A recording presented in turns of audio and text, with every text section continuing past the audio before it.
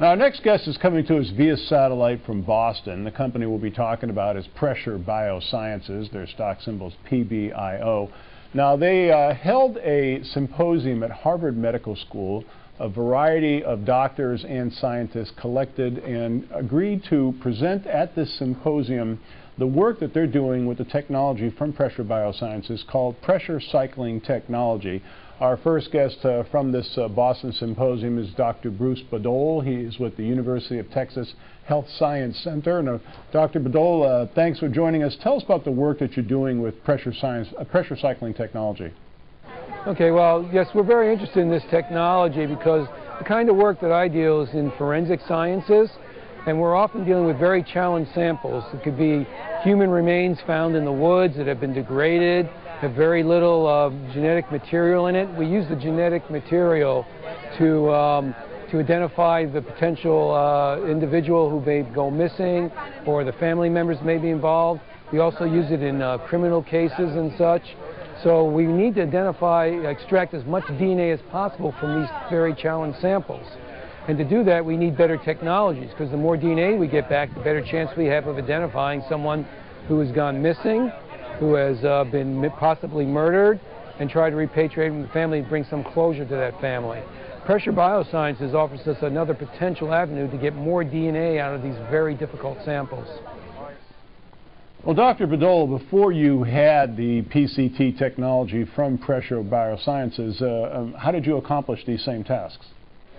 Well, we have some standard techniques that are chemical and physical techniques that are used, and we get a certain amount of DNA back from a sample.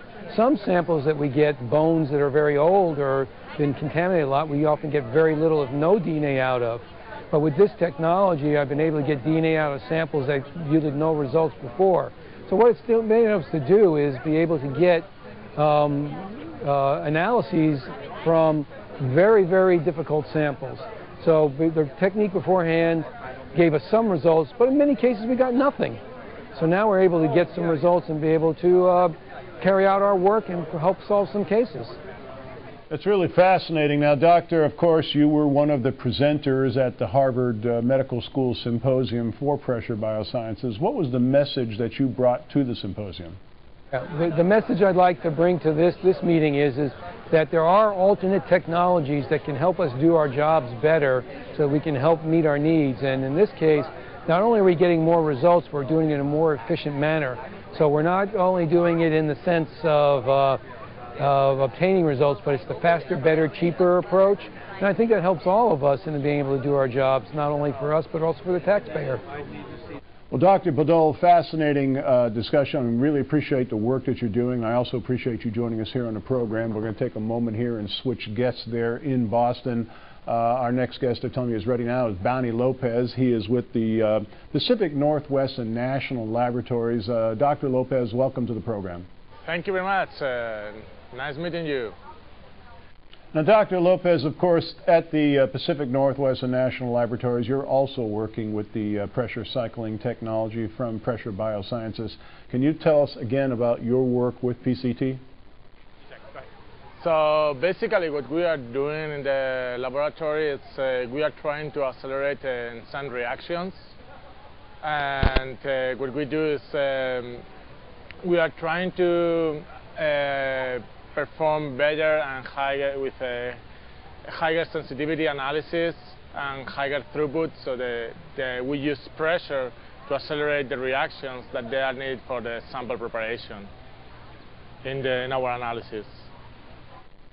Now, what would you say is the main advantage of using pressure cycling technology versus what you had to use before? Wait a second.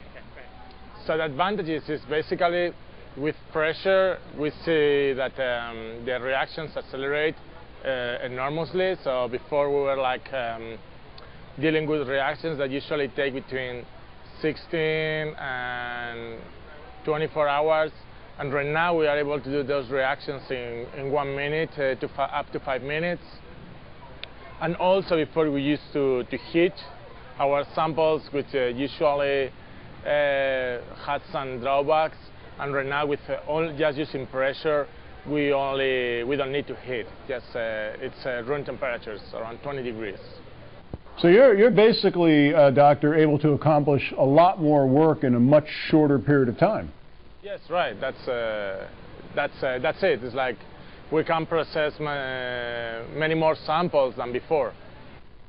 Well, doctor, of course, you were one of the presenters at the Harvard Medical School Symposium for Pressure BioSciences on the subject of pressure cycling technology. What was the message that you brought to the symposium? So,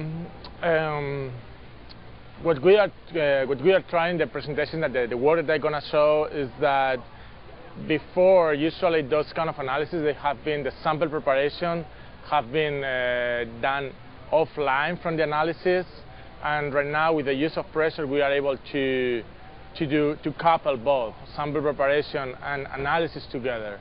So we just have our cells, we just inject them in the system, and following the appropriate steps, once the cells are in the system, we are able to analyze the proteins using a mass spectrometry. Once again, the company is Pressure BioSciences. They are stock symbol on the NASDAQ is PBIO. If you'd like more information, you can give us a call toll-free 888-259-4449. Dr. Lopez, thanks so much for joining us on the program. Fascinating discussion. Thank you very much, Dan.